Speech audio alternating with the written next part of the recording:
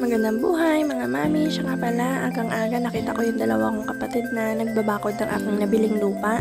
Kasi habang hindi ko siya pinapatayo ng bahay is sugahan ko muna siya ng aking mga alagang kambing. Sabi ko nga sa kanila mukhang kukulangin yung nabili kong pambakod. Kaya pagkatapos ko nilang bisitahin is kumuha na ako ng aking gugulayin. Sarap nito guys, lalo na sa bangus, sinigang na bangus or basta. Nakalimutan ko na kasi yung mga lutong Pinoy. Hindi pa ako nakakaluto. Talaga kapag may mga gulayan ka, pamitas ka na lang. Kapag may mga talbos-talbos na, hindi mo na kailangang bumili. Alam ko pa nga yung papa ko dyan kung anong gusto niyang luto. Kaso maraming bawal na pagkain na iluluto sa kanya. Kaya sabi niya sa akin, nilaga. So gusto ko rin naman ng nilaga dahil matagal na rin naman akong hindi nakakakain. Siguro 6 years, simula nung umalis ako dito. Matagal, sobra 6 years na rin akong hindi nakakatikim ng nilagang kamuting baging. Parang aga pa niyan, pero grabe na ang tirik ng araw. Dahil taong bahay muna tayo, wala tayong trabaho. Syempre, tayo ang magaluto ng mga pagkain ng ating mga trabahador. Char! Kala mo rin naman magaling magluto.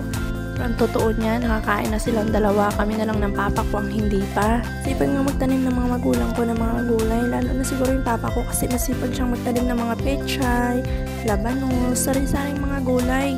Kaso ngayon hindi na siya nakakapagtrabaho ng maayos, gawa ng may kapansanan siya. Pero alam niyo ba, kahit may kapansanan siya, hindi siya yung mahirap syempre. Alam niyo, hindi makatiis siya. Nako, tabas pa yan ng tabas ng paligid namin. So ito nga pala yung bahay na pinagawa ko. Hindi pa ako nakontento.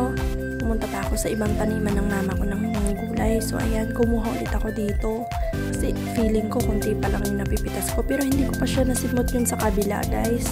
Ang kapal-kapal ng mga dahon. Kaya hindi ko na masyadong makita yung iba. Kaya pumunta na lang ako dito sa kabila. Kung masipag ka lang talagang magluto, nako, hindi mo na kailangang bumili. Kasi nasa paligid na namin yung mga gulay. May mga tanim nga din dyan yung mama ko na mga kamuting kahoy, ganon. Marami ding okra ka. So syempre, kapag wala sa mood mo yung magluto ng ganon, wala na, tumitigas lang sa puno. Minsan nga, pinapamigay na lang kaysa naman matumigas sa puno. Kasi nga, kunti lang din, wala din silang ganang kain ng ganong gulay. Pero nagtatanim di ba? Hindi pa nga ako nakontento kanina sa kinuha ko. Balik ulit ako. Tapos dinignan ko syempre kung magaganda pa. May maraming bunga yung okra. So, ayan, tapos na.